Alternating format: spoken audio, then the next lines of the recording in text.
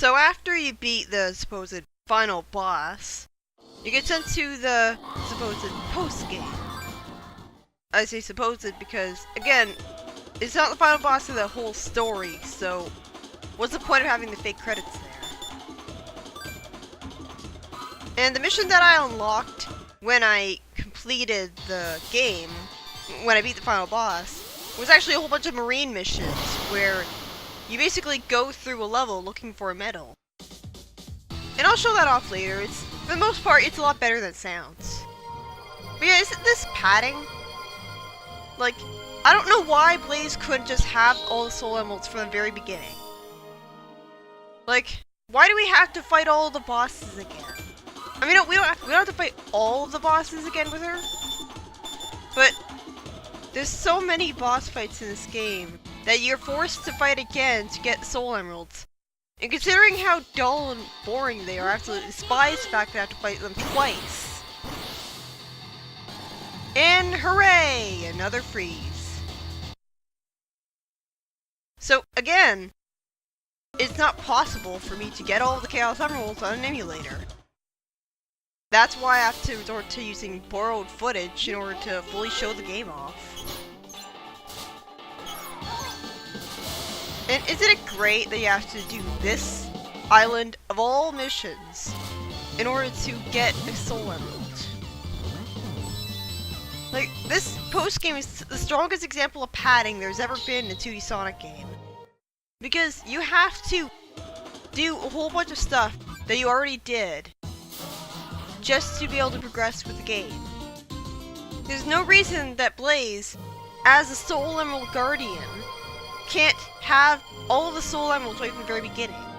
I mean, wouldn't you have expected her to have immediately started searching for all the Soul Emeralds and getting them back the instant that Sonic Rush ended?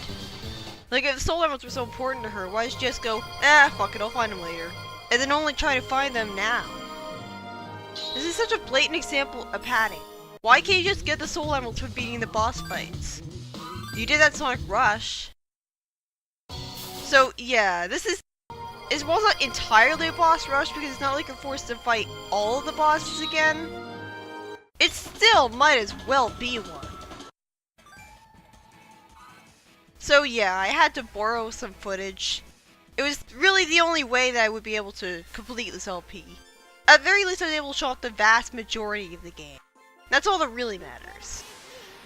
But yeah, this is the hidden island that I wasn't able to show off because the game decided to throw a screw you on me. It's basically a minecart centered island. So it's kind of trial and error. Like, you gotta make sure that you jump at all of the right times. Don't jump in time or you'll fall into a lower route, screw up even more, and you'll die. And it's kind of, like, again, it's the same problem I have with a snowboard, only not quite as bad. You're forced to constantly move forwards, and you have to press A at exactly the right time. Well, at least with a snowboard, you could hold back on the control pad to stay at the very left center of the screen, so that you wouldn't be moving as fast, and so it'd be easier to platform. With the minecart, it's always moving forwards in one way. And here, you have to make sure that you take all of the routes. You have to make sure that you turn correctly, because you can't just keep the minecart going straight and survive. Because you could do that in Coral Cave. Like, you could do that in Coral Cave Act 1 just fine, but like, because there are a whole bunch of rings that you could just collect after you got killed by the hazards. After you got hit by the hazards, but like with this cave, you have to really make sure that you turn the right ways. But yeah, I was able to show off getting all of the soul emeralds, which is good.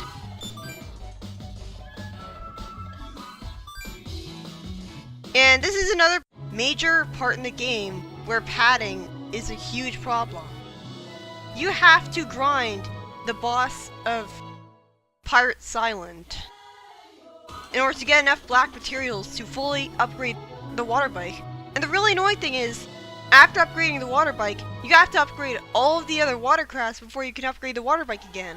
Which really sucks because you're forced to upgrade all of the... You're forced to upgrade all the watercrafts, which have minute differences at best. Even though it basically forces you to do that to beat the game, since you can't beat the Johnny races reliably. In fact, I'm not even sure if you can beat them at all without fully upgrading your water bike. But you can't fully upgrade your water bike without doing a huge amount of material grinding in order to upgrade every other watercraft fully.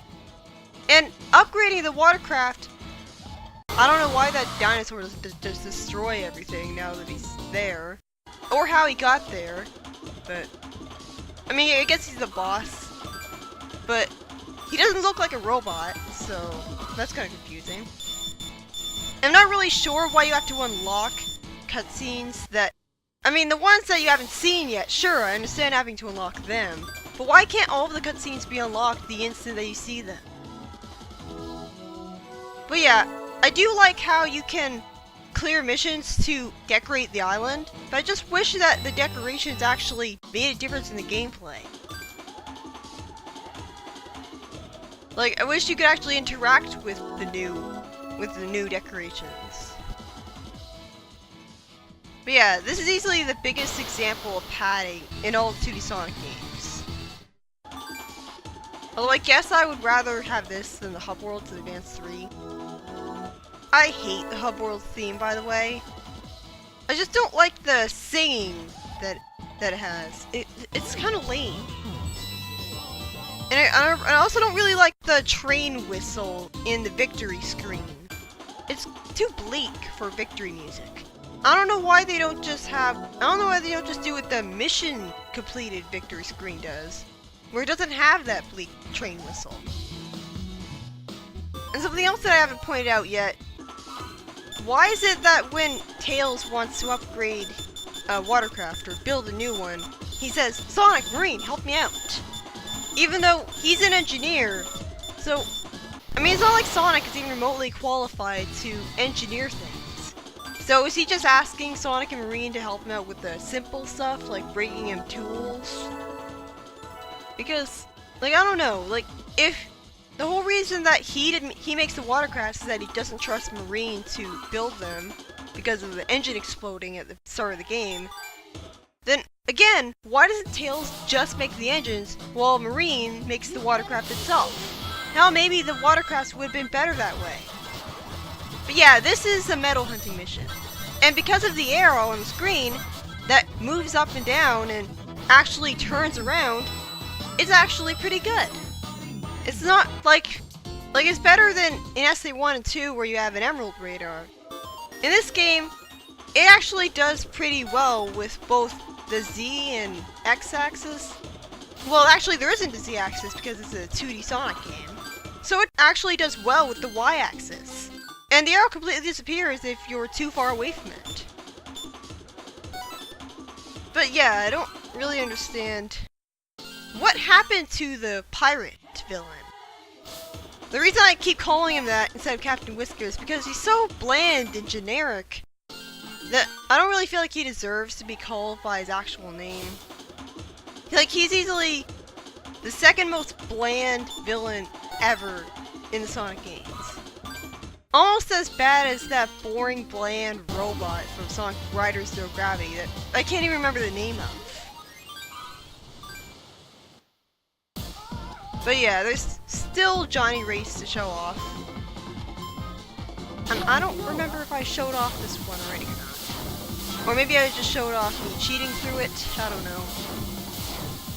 But anyways, I think that Marine is shown off, and one of the reasons Marine is so annoying is that the writers are too in love with her and just let her run around free without people around to intimidate her.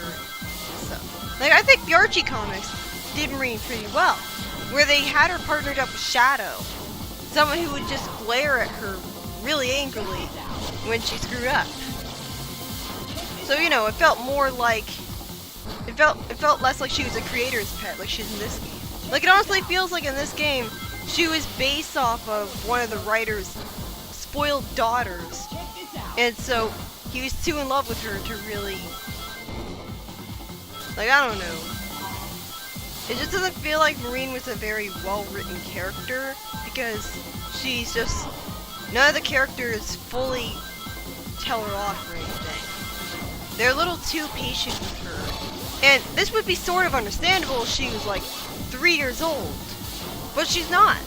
She's 7 years old. She's only a year younger than Tails is. But yeah, that's how hard that race actually is. And here I'm showing you, like it's weird. When I tried the Viking Cup out on the DS, with the infinite health codes for everything, I didn't actually have the codes work. But when I tried the codes out on an emulator, they worked just fine for the Viking Cup. So I was able to get all of them done. But I will be showing off how hard they actually are by showing off what they're like without the codes activated. Like, basically the biggest problem with the Viking Cup race is that there's no way to restore your health. And this is the point in the game where I finally figured out a good method for avoiding dying here.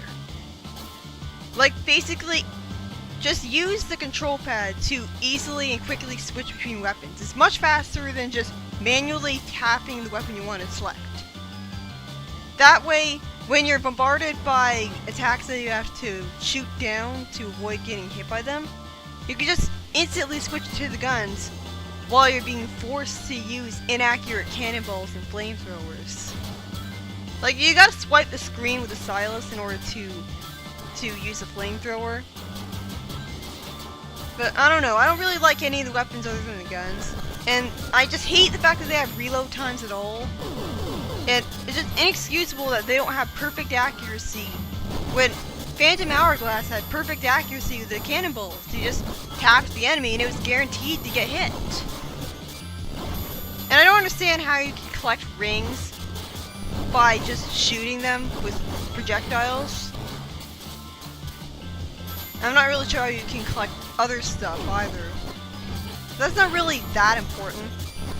I also don't understand why at the very end of a boat ride or something, like you got these 2 poles at the end of the route that you're taking, and you can actually damage them. They have a health bar, but because of that, you think that maybe they're gonna hurt you, but they don't. So what's the point of them having a health bar and be something you can damage if they can't hurt you? But yeah, thankfully I have a lot of trivia to cover. Like, I wanted to show off how difficult the Viking Cup missions were, but there's not that much for me to talk about that I've already gone over. But yeah, something weird about the pirate villain is that we really don't know what actually happened to him. Like, did he get scrapped by Eggman after failing so much? It's not very satisfying. We deal with him for the entire game, and Sonic inexplicably doesn't immediately assume that he's built by Eggman, even though his entire life he's had to deal with one person making robots that cause trouble. So why would he not just assume right away that Whisker was built by Eggman? Is he too stupid to realize that Captain Whisker is a robot?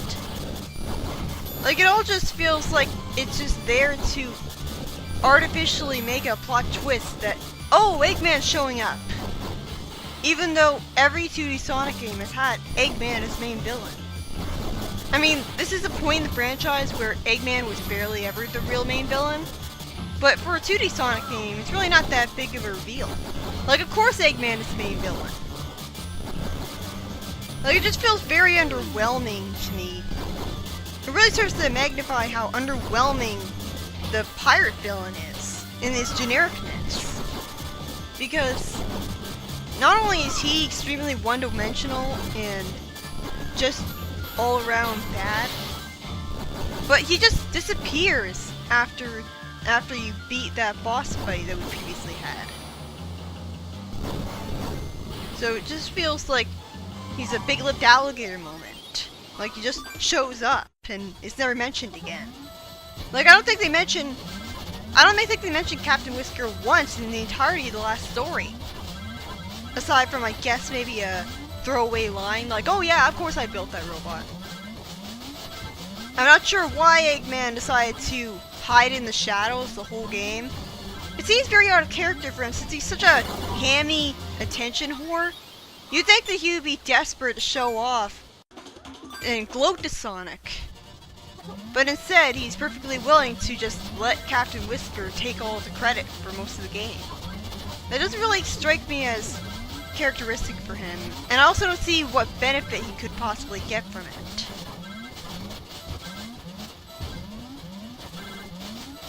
So, something I haven't talked about yet is Sonic Rush's multiplayer. Like earlier I showed off the wireless multiplayer in the options room of this game. And I'm guessing, like, the multiplayer of this game isn't really that different. Oh yeah, the Wave Cyclones missions, they range from boring, like Act 1 is pretty boring, Act 2 isn't boring, but it's frustrating because there's too much in your way stopping you, and I wasn't able to beat it on the first try without codes. But yeah, like, the Sonic Rush's multiplayer has two ways to access it. Single card play and multi-card play. With multi-card play, you can play a DS wireless battle after making a room for the other player. DS download battle is a single pack play, and it creates a room automatically.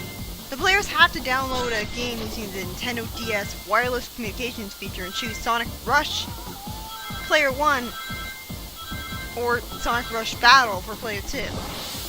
In Sonic Rush's multiplayer, two players play as Sonic and Blaze in one of the game's acts.